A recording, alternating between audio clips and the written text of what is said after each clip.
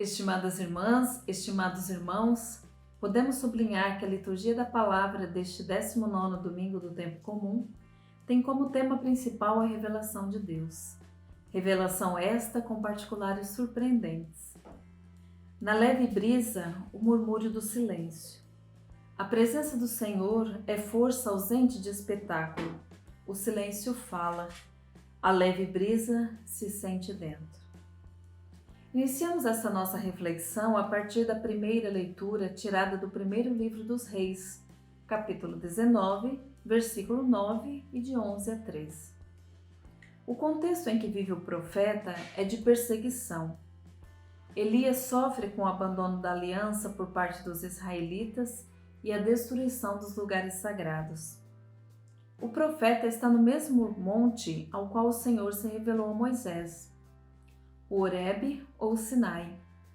E eis que a palavra do Senhor lhe foi dirigida nestes termos: sai e permanece sobre o monte diante do Senhor, porque o Senhor vai passar.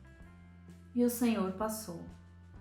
Entretanto, ele não estava nos grandes fenômenos naturais como vemos em outras teofanias do Primeiro Testamento, como no vento impetuoso e forte, nem no terremoto ou no fogo, mas sim no sussurro de uma leve brisa. E depois do fogo, ouviu-se o murmúrio de uma leve brisa. Ouvindo isto, Elias cobriu o rosto com o manto, saiu e pôs-se à entrada da gruta. Parece-nos contraditório o texto afirmar que o profeta Elias ouviu o murmúrio de uma brisa leve. Vemos o destaque nas palavras ouviu-se, ouvindo. O vento impetuoso e forte, o terremoto e até mesmo o fogo são rumorosos, são espetaculares. Mas uma leve brisa é quase impossível de se ouvir. Se sente na pele, se sente no rosto. Neste caso, podemos comparar e até mesmo associar esta leve brisa ao silêncio. Não ouvimos o silêncio, mas, no entanto, ele fala por si, comunica. O silêncio é apontado pelos grandes mestres espirituais como um lugar de encontro com Deus. Associamos ou buscamos o silêncio em lugares silenciosos, em desertos, em montes, assim do nosso tempo. Mas para encontrar e ouvir este silêncio, esta leve brisa, é preciso fazer calar todas as outras vozes que temos dentro, e são tantas. No mar aberto, a presença consoladora. A mão do Senhor vem ao encontro de nossa debilidade. Coragem, diz a voz que cala dentro. Saímos assim da calmaria do deserto e do Monte Horebe e vamos para o meio de uma tempestade com Jesus e seus discípulos. O Evangelho de Mateus, no capítulo 14, versículos 22 a 33, tem uma estreita ligação com o relato que ouvimos no domingo passado sobre a partilha dos pães e dos peixes. Por isso mesmo, o texto de hoje, na sua versão litúrgica, começa dizendo: depois da multiplicação dos pães. Jesus, na sua vida, se fez alimento e permanece entre nós no pão eucarístico e nos convida a sermos pão partido e repartido, alimento que gera vida nova, que gera transformação no mundo. Mas podemos nos perguntar: onde os discípulos levaram aqueles 12 cestos que sobraram? Isto é, onde levaram a proposta de Jesus? 12 cestos, 12 apóstolos. O relato de hoje continua dizendo que Jesus mandou que os discípulos entrassem na barca e seguissem à sua frente para o outro lado do mar. E é justamente nesse outro lado do mar, onde estão os pagãos, que a comunidade é chamada a levar a boa nova de Jesus. Desse modo, o relato não é o registro de um fato vivido por Jesus e seus discípulos, mas é uma parábola da situação das comunidades cristãs no final do primeiro século.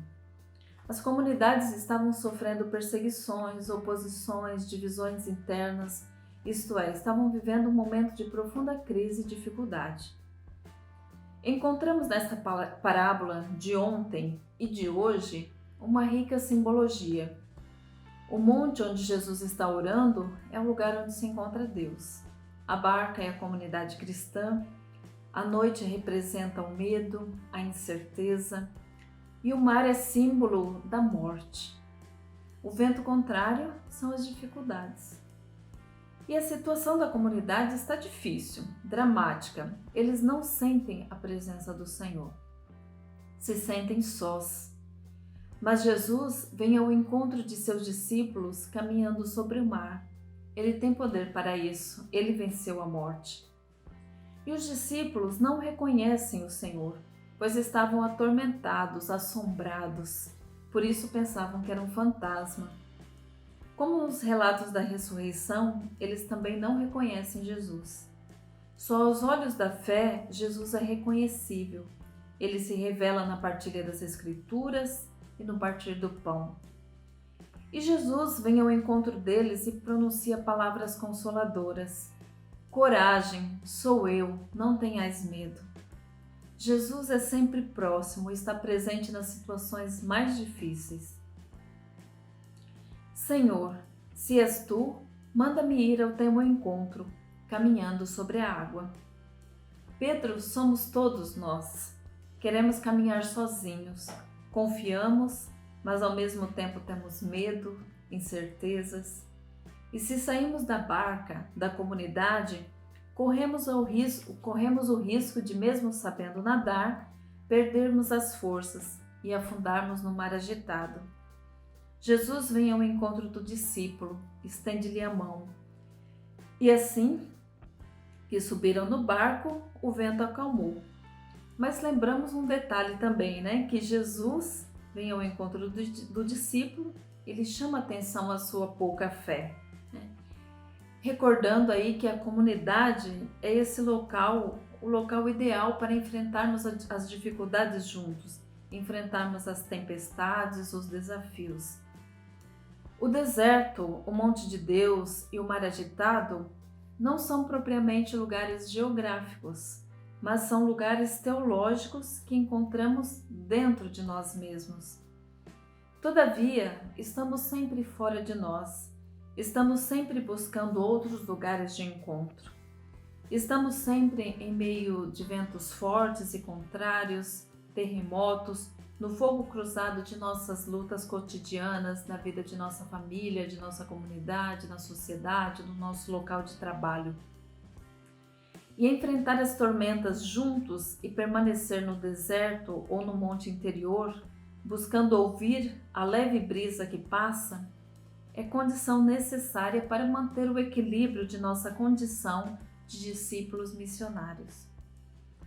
Fazendo hoje memória de Santa Teresa Benedita da Cruz e celebrando o Dia dos Pais, concluímos nossa reflexão com as palavras consoladoras do Salmo 84. Mostrai-nos, ó Senhor, vossa bondade e a vossa salvação nos concedei. O Senhor nos dará tudo o que é bom, e a nossa terra nos dará as suas colheitas. A justiça andará na sua frente, e a salvação há de seguir os passos seus.